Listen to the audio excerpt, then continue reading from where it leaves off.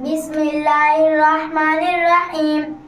آج کا سبق خدا تعالیٰ کی کتابیں۔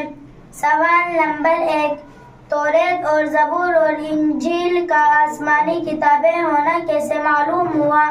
جواب نمبر 1، ان تینوں کتابوں کا آسمانی کتابیں ہونا قرآن مجید سے ثابت ہوتا ہے۔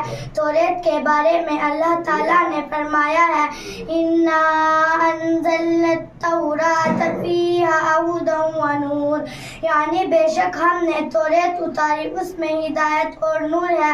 زبور کے بارے میں فرمایا، وَآتَيْنَا دَاوُودَ زَبُورًا، یعنی ہم نے داؤد علیہ السلام کو زبور دی۔ انجیل کے بارے میں فرمایا، وَقَفَّيْنَا بِعِيسَى ابْنِ مَرْيَمَ وَآتَيْنَاهُ الْإِنجِيلَ، یعنی ہم نے عیسیٰ بن مریم کو بھیجا اور انہیں انجیل دی۔ بس مسلمانوں کو قرآن مجید کے ذریعے سے ان تینوں کتابوں کا آسمانی کتابیں ہونا معلوم ہوا۔ سوال نمبر 2، اگر کوئی شخص توریت، زبور، انجیل کو خدا تعالیٰ کی کتابیں نہ مانے تو وہ کیسا ہے؟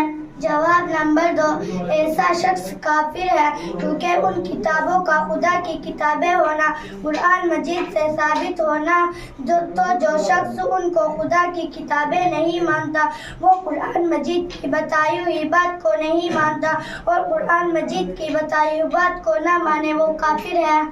سوال نمبر 3، تو کیا یہ توریت اور زبور اور انجیل جو عیسائیوں کے پاس موجود ہیں وہ اصلی آسمانی توریت اور زبور اور انجیل ہیں؟ جواب نمبر 3، نہیں، کیونکہ قرآن مجید سے یہ بات بھی ثابت ہوتی ہے کہ ان کتابوں کو لوگوں نے عدل بدل کر دیا ہے۔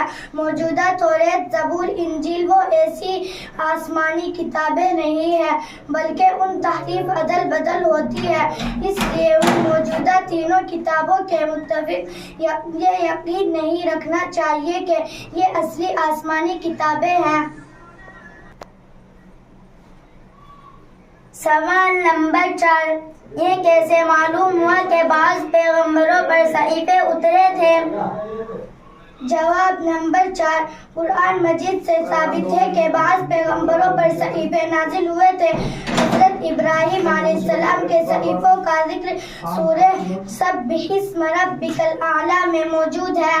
سوال نمبر 5، قرآن مجید خدا تعالیٰ کی کتاب ہے یا اس کا کلام ہے؟ جواب نمبر 5، قرآن مجید خدا تعالیٰ کی کتاب بھی ہے اور اس کا کلام بھی ہے۔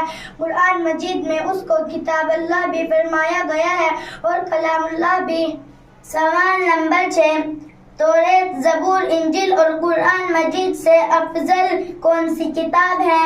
جواب نمبر 6، قرآن مجید سب سے افضل ہے۔ سوال نمبر 7، قرآن مجید کو پہلی کتابوں پر کیا فضیلت ہے؟ جواب نمبر 7، بہت سی فضیلتیں ہیں، جن میں سے چند فضیلتیں یہ ہیں۔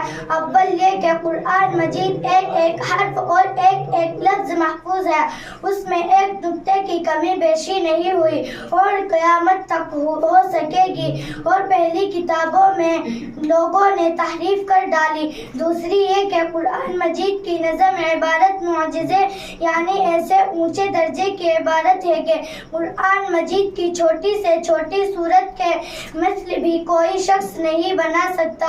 تیسری یہ کہ قرآن مجید آخری شریعت کے احکام لایا ہے، اس لیے اس کے بہت سے احکام نے پہلی کتابوں کے حکموں کو منسوخ کر دیا ہے۔ چوتھی یہ کہ پہلی کتابیں میں ایک دفعہ ہی اکٹھی نازل ہوئی اور قرآن مجید 23 برس تک ضرورتوں کے لحاظ سے تھوڑا تھوڑا نازل ہوتا رہا۔ آہستہ آہستہ اور ضرورتوں کے وقت اترنے کی وجہ سے لوگوں کے دلوں میں اترتا گیا اور سینکڑوں ہزاروں آدمی اس کے احکام کو قبول کرتے اور مسلمان ہوتے گئے۔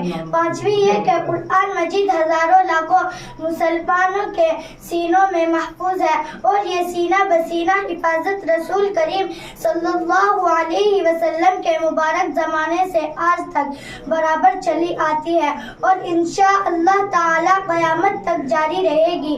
اسی سینہ بسینہ حفاظت کی وجہ سے اسلام کے دشمنوں کو کسی وقت یہ موقع نہ ملا کہ قرآن میں کمی بیشی کر سکے یا اسے دنیا سے ناپید کر دے، اور نہ خدا چاہے قیامت تک ایسا موقع ملے گا۔ چھٹی یہ کہ قرآن مجید کے احکام ایسے معتدل ہے کہ ہر زمانے اور ہر قوم کے مناسب ہے۔ دنیا میں کوئی ایسی قوم نہیں کہ وہ قرآن مجید کے احکام پر عمل کرنے سے عاجز ہو، چونکہ قرآن مجید کے احکام ہر زمانے اور ہر قوم کے مناسب ہے۔